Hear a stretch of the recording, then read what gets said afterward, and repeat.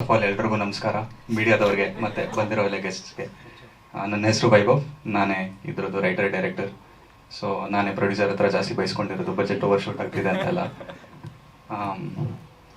ಅದೇ, ಸೊ ಜೂನಿ ಜೊತೆ time spend ಮಾಡಿದಾಗ ಫಸ್ಟು ಒಂದಷ್ಟು ಮೂವೀಸ್ ನೋಡಿದೆ, ಯಾವ ಥರ ಮೂವೀಸ್ ಇದೆ, ಆಮೇಲೆ ಹೇಗಿದೆ ಅಂತ ಅಲ್ಲ. ಸೊ ಎಲ್ಲದರಲ್ಲೂ ಒಂದು ಕಾಮನ್ ಟ್ರೇಟ್ ನೋಡಿದೆ, ಏನಂದರೆ ಏನೋ ಆಗ್ತಿದೆ, ಒಂದು ಕೊಲೆ ಆಯಿತು, ಮತ್ತೊಂದಾಯಿತು, ಆವಾಗ ಸ್ಪ್ಲಿಟ್ ಪರ್ಸನಾಲಿಟಿ, ಸ್ಕ್ರಿಜೋಫ್ರೇನಿಯಾ, ಈ ಥರದ್ದು ಎಲ್ಲ ಮೂವೀಸಲ್ಲೂ ನೋಟಿಸ್ ಮಾಡಿದೆ. ಬರೀ ಇಂಡಿಯನ್ ಸಿನಿಮಾ ಒಂದೇ ಅಲ್ಲ, ವರ್ಲ್ಡ್ ಓವರ್ ಎಲ್ಲದರಲ್ಲೂ. ಅನಿಯನ್ ಬಂದಿತ್ತು, ಆಪ್ತಮಿತ್ರ ಬಂದಿತ್ತು, ಎಲ್ಲ ಹಾರರ್, ಸೈಕಾಲಜಿಕಲ್ ಥ್ರಿಲ್ಲರ್ ಆ ಟ್ರೀಟ್ಮೆಂಟಲ್ಲೇ ಬಂದಿತ್ತು. ಆದರೆ ನಿಜವಾದ ಜೂನಿ ನೋಡಿದ್ರೆ ಆ ಥರ ಏನು ಸೈನ್ಸ್ ಏನೂ ಇಲ್ಲ. ಅವಳು ಒಂದು ತುಂಬ ಗ್ರೌಂಡೆಡ್, ತುಂಬ ನಾರ್ಮಲ್. ಸಪೋಸ್ ನನಗೆ ಆ ಕಂಡೀಷನ್ ಇದ್ದರೆ ನಿಮ್ಗೆ ಯಾರಿಗೂ ಗೊತ್ತಾಗಲ್ಲ ಕಂಡೀಷನ್ ಇದೆ ಅಂತ. ಸೊ ಒಂದು ಸಿಂಪಲ್, ಅಂದರೆ ಅವಳ ಲೈಫ್ ಎಷ್ಟು ಕಾಂಪ್ಲಿಕೇಟ್ ಆಗಿದೆ ಅದು ಅವಳ ತಪ್ಪಿಂದನೂ ಅಲ್ಲ. ಸೊ ಒಂದು ಸಿಂಪಲ್ ವಿಷಯ, ಒಂದು ಪ್ರೀತಿಲಿ ಬೀಳೋದು ಅಂತ ಅನ್ನೋದಿದೆಯಲ್ಲ, ಅದು ನಮ್ಮೆಲ್ಲರಿಗೂ ಟೇಕನ್ ಫಾರ್ ಗ್ರಾಂಟೆಡ್, ತುಂಬ ನಾರ್ಮಲ್. ಆದರೆ ಅವಳಿಗೆ ಅದೇ ಎಷ್ಟು ಕಾಂಪ್ಲಿಕೇಟೆಡ್, ಅಲ್ಲಿಂದ ಈ ಐಡಿಯಾ ಹುಟ್ಕೊಂಡಿದ್ದು. ಈಗ ಮೂವಿ ಬಗ್ಗೆ ಅಥವಾ ಕ್ಯಾರೆಕ್ಟರ್ ಬಗ್ಗೆ ಅಥವಾ ಈ ಕಂಡೀಷನ್ ಬಗ್ಗೆ ನಾವೆಲ್ಲ ಕಡೆ ಮಾತಾಡ್ತಾ ಇದ್ದೀವಿ. ಆಮೇಲೆ ನಾವು ಸಿನಿಮಾದಲ್ಲೂ ನೀವು ಎಲ್ಲರೂ ಸಿನಿಮಾ ನೋಡಿದ್ರೆ ನಿಮಗೂ ಅದು ಅರ್ಥ ಆಗುತ್ತೆ. ಇವತ್ತು ನಾನು ಅದನ್ನು ಬಿಟ್ಟು ಸಿನಿಮಾನಲ್ಲಿ ಇಲ್ಲದೇ ಇರೋದ್ರ ಬಗ್ಗೆ ಸ್ವಲ್ಪ ಹೇಳಬೇಕಂತ ಅನ್ಕೊಳ್ತಾ ಇದ್ದೀನಿ. ಮೊದಲನೇದಾಗಿ ಯಾವುದೋ ಒಬ್ಬ ವ್ಯಕ್ತಿ ಒಂದು ಸಿನಿಮಾ ಮಾಡಿ ಕೋಟ್ಯಾಂತ ಜನ ಕಣ್ಣಿಡಿಗರ ಮುಂದೆ ಸಿನಿಮಾನ ಇಡಬೇಕಂತಂದರೆ ಅದು ಪ್ಯೂರ್ ಲಕ್ಕು, ಹಾರ್ಡ್ ವರ್ಕು, ಡಿಟರ್ಮಿನೇಷನ್ನು ಅದೆಲ್ಲದೂ ಬೇಕು. ಅದನ್ನು ಮೀರಿ ಒಂದು ನಂಬಿಕೆ ಅನ್ನೋದು ಇರಬೇಕು. ಪ್ರೊಡ್ಯೂಸರ್ಗಳಾಗಲಿ, ಆ್ಯಕ್ಟರ್ಸ್ಗಳಾಗಲಿ, ಇವತ್ತು ನಾವು ಇಲ್ಲಿ ಕೂತಿ ನಿಮ್ಮ ಮುಂದೆ ನಮ್ಮ ಕಥೆನ ಹೇಳೋಕ್ಕೆ ನಾವಿಲ್ಲಿ ಕೂತಿದ್ದೀವಿ ಅಂದರೆ ಇಲ್ಲಿ ಕೂತಿರೋ ಎಲ್ಲರೂ ಮತ್ತೆ ಇಲ್ಲಿ ಕೂತಿರೋ ಎಷ್ಟೋ ಜನರು ನಂಬಿಕೆ ಜೂನಿ ಕತೆ ಮೇಲೆ. ಆ ಕತೆ ಮೇಲಿರೋ ನಂಬಿಕೆಯಿಂದ ನಾವೆಲ್ಲರೂ ಇಲ್ಲಿ ಕೂತಿದ್ದೀವಿ, ಆ ಕತೆನ ನಾವು ಇವತ್ತು ಹೇಳ್ತಾ ಇದೀವಿ. ಆ ನಂಬಿಕೆಯಿಂದ ನೀವು ನಮ್ಮ ಕತೆನ ಜನರಿಗೆ, ನೀವು ಮಾಧ್ಯಮದವರು ತಲುಪಿಸ್ಕೊಟ್ರೆ ನಮಗೆ ಯಾವಾಗಲೂ will be forever thankful for that.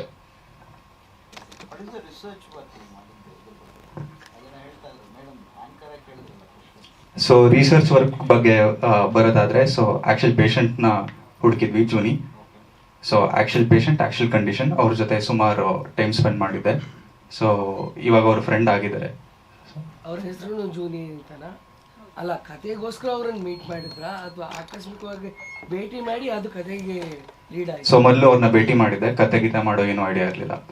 So ನನ್ಗೇನು ಅನ್ನಿಸ್ತು ಅಂತಂದ್ರೆ, ನಾನೊಂದು ಕತೆನ ಯಾರಿಗಾದ್ರೂ ಜನಕ್ಕೆ ಹೇಳ್ತಿದ್ದೀನಿ, ಒಬ್ಬನಿಗಾದ್ರೂ ಹೇಳಿ, ಅದು ಒಂದು ಸಿನಿಮಾ ಅಂತ ಬಂದರೆ ಕೋಟಿ ಅಂತ ಜನ ನೋಡ್ತಾರೆ. ಅಷ್ಟು ಕೋಟಿ ಜನ ಸಿನಿಮಾಗ ನಾನು ನೋಡ್ಬೇಕಂತಂದ್ರೆ ನಂದು ಒಂದು ಸೋಷಿಯಲ್ ರೆಸ್ಪಾನ್ಸಿಬಿಲಿಟಿ. ನಾನು ಹೇಳಿದ್ರಲ್ಲಿ ಏನಾದರೂ ಒಂದು ಅರ್ಥ ಇರಬೇಕು. ಈ ಸಿನಿಮಾ ಮೂಲಕ ನನಗೊಂದು ತೃಪ್ತಿ ಇದೆ. ಆಮೇಲೆ ಜೂನಿ ಅವ್ರೂ ಸಿನಿಮಾ ನೋಡಿದ್ರು, ಅವ್ರಿಗೂ ಒಂದು ಸ್ಯಾಟಿಸ್ಫ್ಯಾಕ್ಷನ್ ಇದೆ. ಈ ಮೆಂಟಲ್ ಹೆಲ್ತ್ ಮಧ್ಯೆ ಸ್ಟಿಗ್ಮಾ ಅದೆಲ್ಲ ಇದೆಯಲ್ಲ, ಅದೆಲ್ಲ ಎರಾಡಿಕೇಟ್ ಆಗುತ್ತೆ ಅಂತ ನಾವು ನಂಬಿದ್ದೀವಿ.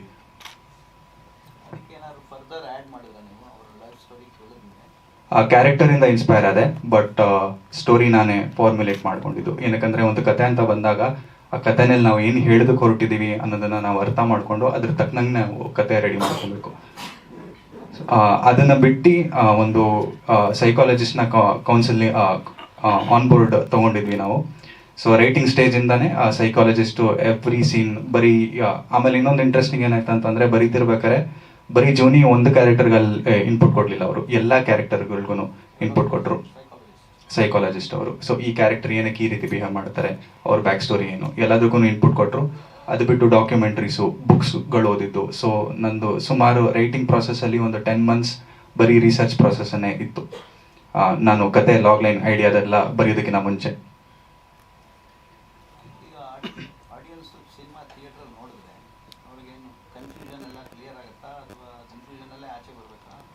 ಬರೆಯೋದಕ್ಕೆ ಶುರು ಮಾಡಿದಾಗಿಂದ ಒಂದು ಥಾಟ್ ನನಗೆ ಏನು ಕ್ಲಾರಿಟಿ ಇತ್ತು ಅಂತಂದರೆ, ಈ ಮೂವಿ ಡಿಸೋಸಿಯೇಟಿವ್ ಐಡೆಂಟಿಟಿ ಡಿಸಾರ್ಡರ್ ಬಗ್ಗೆ ಅಲ್ಲ, ಇದು ಸ್ಪ್ಲಿಟ್ ಪರ್ಸನಾಲಿಟಿ ಮೂವಿ ಅಲ್ಲ.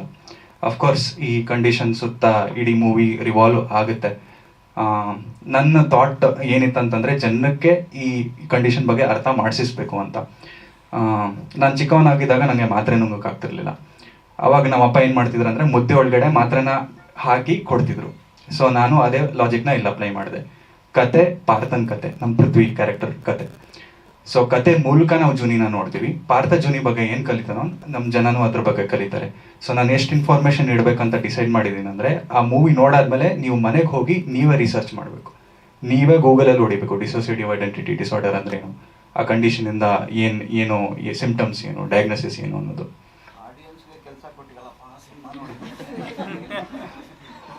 ಆಡಿಯನ್ಸ್ ತಲೆ ಒಳಗಡೆ ಕೂತ್ರೆ ಸಿನಿಮಾ ಅವ್ರ ಹೃದಯದಲ್ಲೂ ಉಳಿಯುತ್ತೆ. ಆಮೇಲೆ ನಮ್ಮ ಆಡಿಯನ್ಸ್ ತುಂಬಾ ಬುದ್ಧಿವಂತರು. ಆಮೇಲೆ ಇದನ್ನು ನಾನು ಫೇಸ್ ಮಾಡಿದೆ. ಕತೆ ಫಸ್ಟ್ ಪಿಚ್ ಮಾಡಿದಾಗ ಎಲ್ಲರೂ ತಮಿಳ್ ಸಿನಿಮಾ ಮಾಡಿ, ಕತೆ ತುಂಬಾ ಚೆನ್ನಾಗಿದೆ ಆದರೆ ಕನ್ನಡದಲ್ಲಿ ಬೇಡ, ಈ ಥರದ್ದೆಲ್ಲ ಸುಮಾರು ಕೇಳಿದ್ದೆ ನಾನು. ಆದರೆ ನಾನು ತುಂಬ ಪರ್ಟಿಕ್ಯುಲರ್ ಆಗಿ ನಾನು ಕನ್ನಡದಲ್ಲೇ ಮಾಡಬೇಕು ಅಂತಲೇ ನಾನು ಡಿಸೈಡ್ ಮಾಡಿದ್ದೆ. ಏನಕ್ಕಂದರೆ ಕನ್ನಡದಲ್ಲಿ ಮಾತ್ರ ಲೂಸಿಯಾ, ಒಂದು ಮೊಟ್ಟೆಯ ಕತೆ, ಆ ಥರ ಸಿನಿಮಾಗಳು ಬರೋದು. ಕನ್ನಡದಲ್ಲಿ ಮಾತ್ರ ನಾವು ಈ ಥರ ಎಕ್ಸ್ಪೆರಿಮೆಂಟ್ ಮಾಡೋದಕ್ಕೆ ಆಗೋದು. ನಾನು ಯುರೋಪ್ ಬಿಟ್ಟು ನಾನು ಬೆಂಗಳೂರಿಗೆ ಕರ್ನಾಟಕಕ್ಕೆ ಬಂದಿದ್ದು ಈ ಸಿನಿಮಾನ ಕನ್ನಡದಲ್ಲಿ ಮಾಡಲೇಬೇಕು ಅಂತ. ನಾನು ಯುರೋಪಲ್ಲಿ ಫಿಲ್ಮ್ ಸ್ಕೂಲಲ್ಲಿದ್ದೆ, ಸ್ಕ್ರೀನ್ ರೈಟಿಂಗ್ ಮತ್ತು ಫಿಲ್ಮ್ ಡೈರೆಕ್ಷನ್ ಓದ್ತಿದ್ದೆ. ಸದ್ಯಕ್ಕೆ ಡಬ್ಬಿಂಗ್ ರೈಟ್ಸ್ ಆ ಥರ ಇದು ಏನೂ ಆಗಿಲ್ಲ.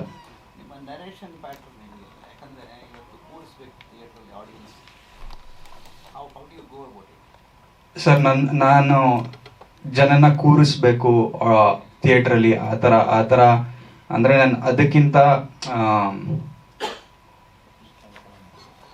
ಅಂದರೆ ಅದೊಂದೇ ರೀಸನ್ಗಂತ ನಾವು ಸಿನಿಮಾ ಮಾಡಿಲ್ಲ. ಅಂದರೆ ಒಂದು ತುಂಬ ಮೇಜರ್ ಆಬ್ಜೆಕ್ಟಿವ್ ಏನಿತ್ತು ಅಂತಂದರೆ ಕತೆನ ಎಷ್ಟು ಆನೆಸ್ಟಿ, ಎಷ್ಟು ಸಿನ್ಸಿಯಾರಿಟಿಯಿಂದ ಹೇಳಬೇಕೋ ಅಷ್ಟು ಸಿನ್ಸಿಯಾರಿಟಿಯಿಂದ ಹೇಳ್ಬೇಕಂತಾನೆ ನಾವು ಪ್ರಯತ್ನ ಪಟ್ಟಿದ್ದು. ಅದನ್ನ ಬಿಟ್ಟು ಇಂಟ್ರೆಸ್ಟಿಂಗ್ ಮಾಡ್ಬೇಕಂತಾನೆ ಒಂದಷ್ಟು ಕೆಲವು ಆಸ್ಪೆಕ್ಟ್ಸ್ನ ಯೂಟಿಲೈಸ್ ಮಾಡ್ಕೊಂಡಿದ್ದೀವಿ, ಕೆಲವು ಟೂಲ್ಸ್ ಯೂಸ್ ಮಾಡಿದ್ದೀವಿ. ಅಂದರೆ ಇವಾಗ ಪೃಥ್ವಿ ಕ್ಯಾರೆಕ್ಟರ್ ಇದೆಯಲ್ಲ, ಪಾರ್ಥ ಕ್ಯಾರೆಕ್ಟರ್, ಅದೇನಿದೆ ಅದು ಡೈರೆಕ್ಟ್ ಕ್ಯಾಮ್ರಾ ನೋಡ್ಕೊಂಡು ಆಡಿಯನ್ಸ್ ಜೊತೆ ಒನ್ ಮಾತಾಡುತ್ತೆ. ಅದು ನರೇಷನ್, ವಾಯ್ಸ್ ಓವರ್ ನರೇಷನ್ ಜೊತೆಗೆ. ಸಪೋಸ್ ಇವಾಗ ನಿಮ್ಗೆ ಯಾವುದೋ ಒಂದು ಕ್ಯಾಮ್ರಾ ಇದ್ರೆ ಇವಾಗ ನೋಡಿ ಏನಾಗುತ್ತೆ ಅಂತ ಅಂದ್ಬಿಟ್ಟು ಹೀಗೆ ತಿರುಗೋದು. ಸೊ ಆ ಥರ ಇನ್ಸ್ಟೆನ್ಸಸ್ ಎಲ್ಲ ಇದೆ. ಇದನ್ನ ನಾವು ಬ್ರೇಕಿಂಗ್ ದ ಫೋರ್ತ್ ವಾಲ್ ಅಂತ ಥಿಯೇಟರ್ ಟರ್ಮ್ಸ್ ಅಲ್ಲಿ ಹೇಳ್ತೀವಿ. ಸೊ ಈ ಥರದ್ದೆಲ್ಲ ಎಲ್ಲ ಸ್ವಲ್ಪ ಕೆಲವು ಟೂಲ್ಸು, ಕೆಲವು ಟೆಕ್ನಿಕ್ಸ್ನ ಯೂಟಿಲೈಸ್ ಮಾಡ್ಕೊಂಡಿದ್ದೀವಿ. ಸಿನಿಮಾಟೋಗ್ರಫಿನಲ್ಲಾಗಲಿ, ಲೈಟಿಂಗಲ್ಲಾಗಲಿ, ಸೌಂಡಲ್ಲಾಗಲಿ ಎಲ್ಲ ಟೆಕ್ನಿಷಿಯನ್ಸು ತುಂಬ. ಆಮೇಲೆ ಇನ್ನೊಂದೇನಂತಂದರೆ ಇವಾಗ ನಾನೊಂದಷ್ಟು ಥಾಟ್ಸು, ಒಂದು ಐಡಿಯಾಸ್ನ ನಾನು ಇಟ್ಕೊಂಡು ನಾನು ನನ್ನ ಟೀಮ್ನ ಕಟ್ಟಿದ್ದೀನಿ. ನಮ್ಮ ಟೀಮಲ್ಲಿರೋ ಎಲ್ಲ ಮೆಂಬರೂ ನನ್ನ ಥಾಟ್ಸ್ನ ಇನ್ನೂ ಎವಾಲ್ವ್ ಮಾಡಿ ನೆಕ್ಸ್ಟ್ ಲೆವೆಲ್ಗೆ ತೊಗೊಂಡು ಹೋಗಿದ್ದಾರೆ. ಪೃಥ್ವಿ ಅವರು ಪಾರ್ಥ ಕ್ಯಾರೆಕ್ಟರ್ಗಾಗಲಿ, ನಾನು ಅನ್ಕೊಂಡಿದ್ದು ಪಾರ್ಥ ಒಂದಿದ್ರೆ ಅವರು ಅದಕ್ಕೆ ಜೀವ ತುಂಬಿ ಇನ್ನು ಬೇರೆ ಲೆವೆಲ್ಗೆ ತೊಗೊಂಡು ಹೋಗಿದ್ದಾರೆ. ನಕುಲ್ ಅವ್ರ ಮ್ಯೂಸಿಕ್ ಆಗಲಿ, ಒಂದೆರಡು ಇನ್ಸ್ಟೆನ್ಸ್ಗಳು ತುಂಬ ನನಗೆ ಆ್ಯಕ್ಚುಲಿ ಇವತ್ತು ನಾನು ಇವಾಗ ಸಡನ್ನಾಗಿ ನೆನಪು ಬಂದಿದ್ದು ಒಂದೇನಂತಂದರೆ, ಒಂದು ಲೊಕೇಶನ್ ಶೂಟ್ ಮಾಡ್ತಿದ್ವಿ. ಸುಮಾರು ಒಂದು ತುಂಬ ಹೈಟಲ್ಲಿತ್ತು ಲೊಕೇಶನ್ನು. ಅಲ್ಲಿ ಬಿದ್ದರೆ ಮೂಳೆನೂ ಸಿಗಲ್ಲ, ಅಷ್ಟು ಹೈಟಲ್ಲಿದ್ವಿ. ಜೋರು ಗಾಳಿ ಬರ್ತಾ ಇದೆ. ನೀವು ಸಪೋಸ್ ಸಿನಿಮಾನ ನೋಡಿದ್ರೆ ನಿಮ್ಗೆ ಅದಷ್ಟು ಗಾಳಿ ಬರ್ತಿದೆ ಏನು ಅಂತ ಗೊತ್ತಾಗಲ್ಲ. ಆದರೆ ಅಲ್ಲಿ ಮೇಲೆ ಲೈಟ್ ಫ್ರೇಮ್ಗಳು ಇಟ್ಕೊಂಡಿದ್ದಾರೋ ಹಾರೋಗೋದೊಂದು ಬಾಕಿ. ಎಲ್ಲರೂ ಸ್ಯಾಂಡ್ ಬ್ಯಾಗ್ಸ್ ಎಲ್ಲ ಹಾಕೊಂಡು ನಿಂತ್ಕೊಂಡಿದ್ದಾರೆ. ಆಮೇಲೆ ತುಂಬ ಮಳೆ ಬಂದರೆ ಅದು ಶೂಟ್ ಮಾಡೋದಕ್ಕಾಗಲ್ಲ, ಆ ಥರ ಸ್ವಲ್ಪ ಇಂಟೆನ್ಸ್ ಇತ್ತು ಸಿಚುವೇಶನ್ನು. ಆಮೇಲೆ ಟೈಮ್ ಲಿಮಿಟ್ ಕೂಡ ಇತ್ತು. ಪೃಥ್ವಿಯವ್ರದ್ದು ಒಂದು ಮೋನೋಲಾಗ್ ಇತ್ತು, ಒಂದು 2.5 ನಿಮಿಷದ ಮೋನೋಲಾಗು. ಆ್ಯಕ್ಷನ್ ಅಂತ ಹೇಳಿದ್ವಿ, ನಾನ್ ಸ್ಟಾಪ್ ಒಂದು ಟೇಕ್ ಕೊಟ್ಟರು. ಕಟ್ ಅಂತ ಹೇಳಾದ್ಮೇಲೆ ಪಿನ್ ಡ್ರಾಪ್ ಸೈಲೆನ್ಸ್. ಇಡೀ ಫ್ಲೋರ್ ಏನಿತ್ತಲ್ಲ ಎಲ್ಲರೂ ಕ್ಲಾಪ್ಸ್. ಮಾನಿಟರ್ ಹಿಂದ್ಗಡೆ ಇವರು ರಿಷಿಕ್ ಅವರು ಮತ್ತು ನಮ್ಮ ಮೇಕಪ್ ಅವರು ಕೂತಿದ್ರು. ಅವ್ರ ಕಣ್ಣಲ್ಲಿ ನೀರು ಬಂದಿತ್ತು. ಅಷ್ಟು ಡೆಪ್ತಲ್ಲಿ ಪರ್ಫಾರ್ಮ್ ಮಾಡಿದ್ರು.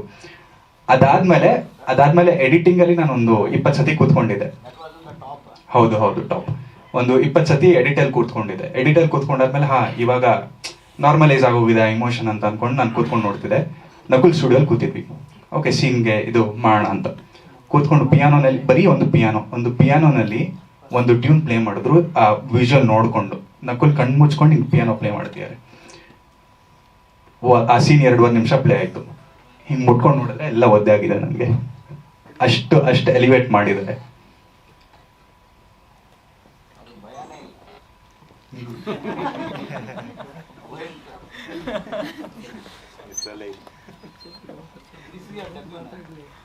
ಹೌದು, ಅಂದರೆ ನನ್ನ ಮೊದಲನೇ ಡೈರೆಕ್ಷನ್ ಕನ್ನಡದಲ್ಲಿ. ಆ್ಯಡ್ ಫಿಲ್ಮ್ಸ್ ಡೈರೆಕ್ಟ್ ಮಾಡಿದ್ದೀನಿ, ಅಸಿಸ್ಟ್ ಮಾಡಿದ್ದೀನಿ, ಶಾರ್ಟ್ ಫಿಲ್ಮ್ಸ್ ಮಾಡಿದ್ದೀನಿ.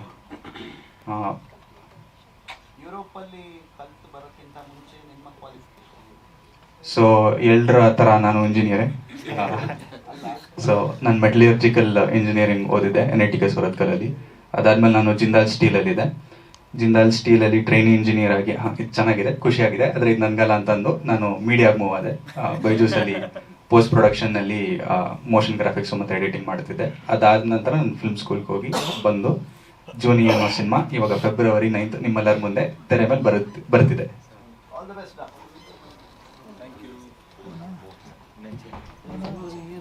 ಹಾಗೆ ನಮ್ಮ ಪ್ರೊಡ್ಯೂಸರ್ ಸರ್ ಬಂದಿದ್ದಾರೆ, ಮೋಹನ್ ಸರ್, ದಯವಿಟ್ಟು ವೇದಿಕೆಗೆ ಬರಬೇಕು.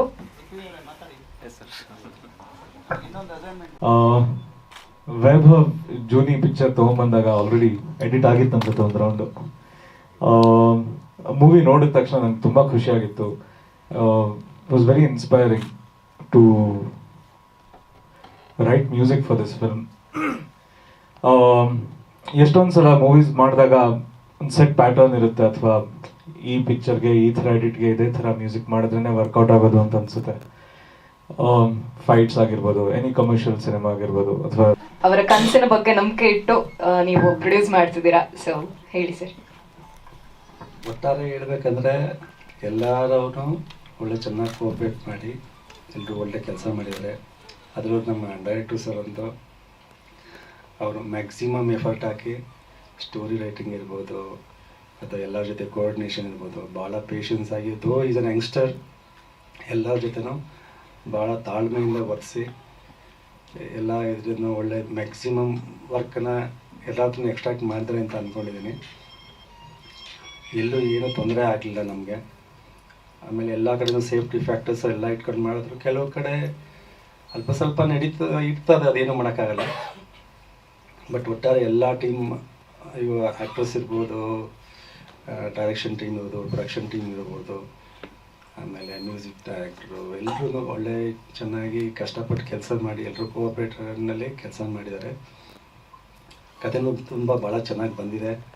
ಎಲ್ಲರೂ ಪ್ರೇಕ್ಷಕರು ಎಲ್ಲರೂ ಥಿಯೇಟ್ರಿಗೆ ಬಂದು ನೋಡಿ ಎಲ್ರಿಗೂ ಆಶೀರ್ವಾದ ಮಾಡಬೇಕು ಅಂತ ತಮ್ಮಲ್ಲಿ ಕೇಳ್ಕೊತೀನಿ.